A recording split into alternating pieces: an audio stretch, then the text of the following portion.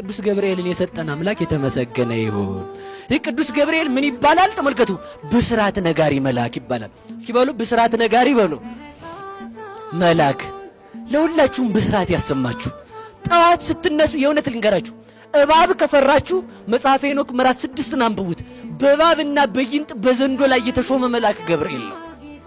መረጋጋት ከፈለጋችሁ ከሐዘናችሁ ሐዘንን የሚያረጋጋ ገብርኤል ነው። እሳት ነዶባችሁ ከሆነ እሳቱ እየነደደ እሳትን ዘበኛ የሚያደርግልን መልአክ ቅዱስ ገብርኤል ነው። ሶስቱን ሕፃናት በእሳት መካከል ዛሬ የጠበቀበት ዕለት ነው። እስኪ በሉ ሶስቱን ሕፃናት በሉ። የት ውስጥ ነው የጠበቃቸው? አጥፍቶ ነው እሳቱ እንዳለ ነው። ንገሩኝ፣ በሞቴ ንገሩኝ።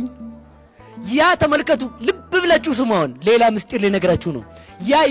ያ እሳቱ ናቡከደነጾር ዓለም ላይ የነደደው እሳት የእመቤታችን ምሳሌ ነው።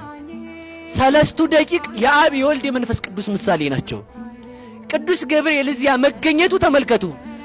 አብ ለአጽንኦ፣ ወልድ ለተዋህዶ፣ መንፈስ ቅዱስ ለአንጽኦ በማይጸነ ማርያም ባደሩ ጊዜ ተመልከቱ።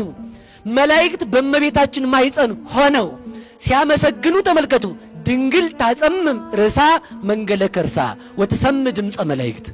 ድንግል ማርያም የመላእክትን ምስጋና ለመስማት አንገቷን ዘንበል ታረግ ነበረ ይላል። ለምን? የመላእክት ጌታ በማይጸኗ ስለተወሰነ መላእክት ሲያመሰግኑት ምስጋናው ይሰማት ነበርና። ስለዚህ ተመልከቱ፣ በዚያ በ3 ደቂቅ መካከል ገብርኤል ተገኘ ማለት ምን ማለት ነው? አብ ወልድ መንፈስ ቅዱስ መልተው ባሉበት ቦታ ገብርኤል ለተልእኮ ይፋጠናል ማለት ነው። ቅዱስ ገብርኤል ለሁላችንም ከፊታችን ይቅደምልን።